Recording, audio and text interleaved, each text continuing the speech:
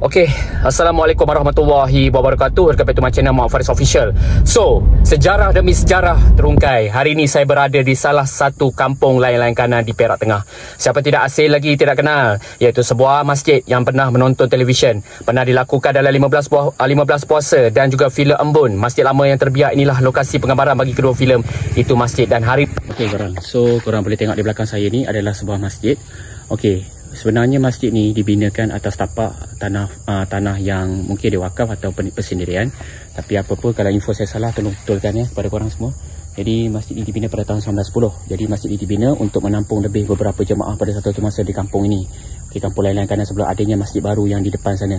Jadi ini adalah peninggalan zaman dahulu. So sebenarnya masjid ni, kalau kita tengok rekaan dia,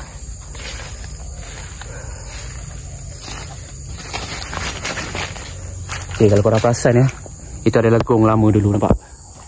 Nampak masih lagi utuh. So seni bina pun sangat unik.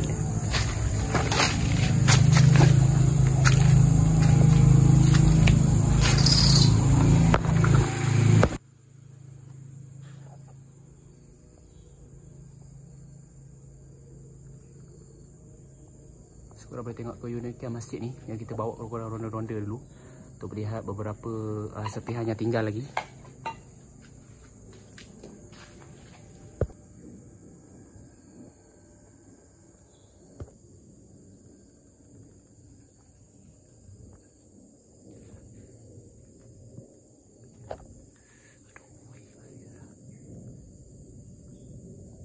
Okay, korang, so korang boleh tengok struktur papan lama pada tahun 1910 masih lagi utuh dan bertahan. Tak macam papan zaman sekarang. Papan zaman sekarang ni dia dah tak tahan. So inilah rupa rekaan seni bina lama. So kalau tengok di atas sana, nampak tak? Dia punya struktur dia tahan lagi. Ini dibina pada tahun 1910 Dia punya keadaan di bumbung dan juga keadaan struktur desain-desain lama dulu. Kau tengok kukuh lagi papan-papan dulu-dulu punya, nampak? Dia tak reput dan juga tak, apa orang kata, tak juga dimamah usia. Walaupun masjid ni dah puluhan tahun.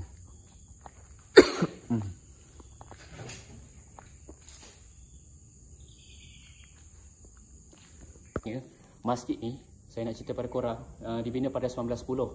Jadi untuk maklumat semua, di depan kita ni adalah kutubah.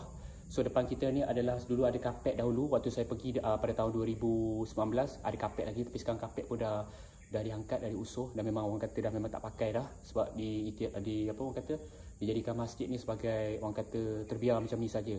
Why not, apa salah mereka berbetulkan balik masjid ni untuk jadikan koleksi sejarah pada kampung di layang-layang kanan, dihidupkan semula. Jadi